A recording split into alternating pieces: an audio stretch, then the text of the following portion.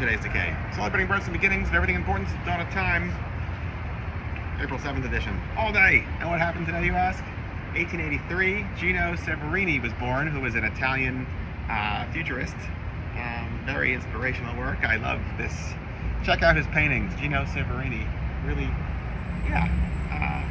eye-catching. Wonderful. The future, right? Where we will spend the rest of our lives. I think actually the futurists were really focused on trying to capture emotion and showing the difference, the pace, the speed of like the 20th century rather than like the pre-industrial revolution of the 1800s and earlier. Speeding right through the future, what are we doing here, you ask, at 370 East 76th Street? Why, in 1928, one Pete Mad Daddy Myers was born, who was a, how do you even encapsulate this? I don't know. I'll try, though. A horror host, rock and roll DJ who really, like, came into his own in 1958 or so in Cleveland, doing such off-the-cuff, out of this world, out of his mind, just raging and babbling. Okay, fine, inspired Lux Interior. The Cramps existed in part because of the inspiration that Pete Myers, the Mad Daddy, was able to put into Lux Interior's brain, but there's so much more to it than that, really. He's in that really wonderful sweet spot of like rhythm and blues taking over the airwaves and connecting with children, and as far as like, getting their minds activated in a way that like he's talking just to them, but also like cutting down any like race borders at the time.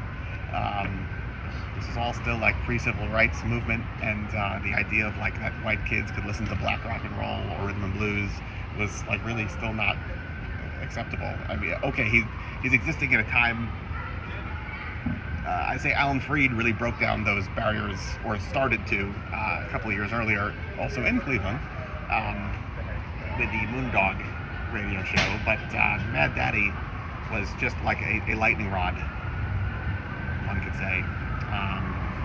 And then, I mean, like, what else did he do? Let's see. He parachuted out of an airplane into Lake Erie with the intention of filling Lake Erie up with Jell-O. Also intended on being dressed as Zorro to do it, and distributing or like letting loose copies of a Zorro soundtrack record connected with Disney or something like that at the time. I mean, he was, really exciting. Had a Cadillac, whatever his car was, and like drove around town in his Dracula cape, and really, really quite special.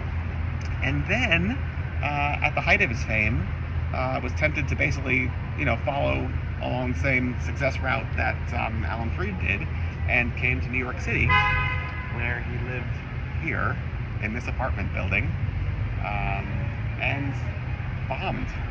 Just no, whether it was just like maybe he didn't have like an agent or a producer. Nobody knew what to do with him. Nobody knew what to make of him, and so they just had him like tone down his act to the point of not being the Mad Daddy anymore, really.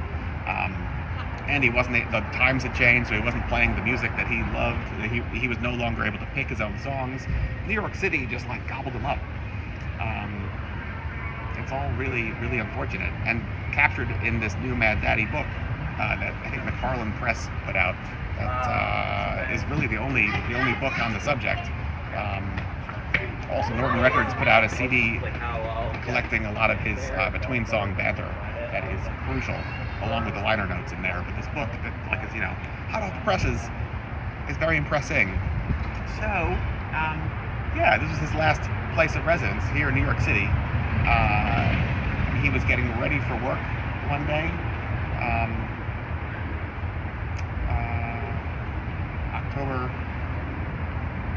Early October 4th, I think,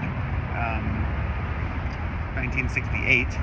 And the story goes, whether it's accurate or not, was that he was listening to recordings of like him in his prime doing the Mad Daddy shtick, and while getting ready for work in the morning, decided he wasn't going to go to work ever again, and shot himself in the chest with a shotgun, with his wife in the other room, to call the police. And that is, unfortunately, the end of the Mad Daddy. Because, you know, if he lived a couple more years, I think you could have seen a real renaissance. The same as like Mad Mike, who, you know, thankfully Billy and Miriam and plenty more have, like, you know, championed over the years. But he just didn't make it. It's really, really quite unfortunate, because that was a brilliant man, that Pete Myers. Mad Daddy. April 7th. Do tune in. What else? 1935 today, Bobby Bear was born. The rock and roll singer-songwriter, and I think eventually country, who wrote the song Vampira that wound up in the Jackpot label. Highly sought after and catchy. 1974 today. You always have to make time today for Captain Kronos, Vampire Hunter, Hammer horror film production. 1977 today, The Damned played their first time in New York City at CBGB's. Double bill with the Dead Boys, and a double show, because there was like an early evening and then a late evening, or I don't know if one was a matinee, I forget now, but supposedly in the second show of the evening, a quantity of cakes and pies were supplied and distributed throughout the room, possibly paid for by Mick Jagger, and you know, then ensued a food fight that maybe resulted in CB's finally deciding maybe we should take out these tables and chairs. I'm not really sure if that's true or not. I'm connected by dots here, but you look at like early videos or photos of CBGB's, and everybody's like just sitting down, the same as like Max's Kansas City. And there's some point, some day, where like they decided, you know, these are all just getting wrecked. Let's move these to the side. And maybe it was today, April 7th, 1977. What a lineup, though, huh? Dead Boys and Damned, 77. Not too shabby. 2018 today, Screaming Dead played for the first time in New York City. I was very proud and honored to be able to help bring him here. And maybe, I don't know if I have indigestion or something's repeating on me, but Screaming Dead are coming back. TVI 2024, April 27th. So, with Memphis Morticians, Night Chill, and Changelings, it's going to be a fantastic show. But yeah, April 7th,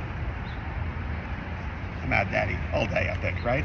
I love this stuff. Who would even know this is his house? I've been like looking to find out this information for a long time, and it's finally in this book. Maybe it's in the liner notes of the CD, but I don't know. CDs are difficult for me these days. Even in it, they talk about the funeral home that his memorial was in 2 days later on October 6th, a couple blocks that way, that's like still there as well.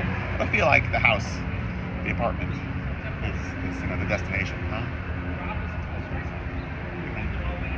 Mad Daddy, all day, from me to you, till tomorrow. Goodbye!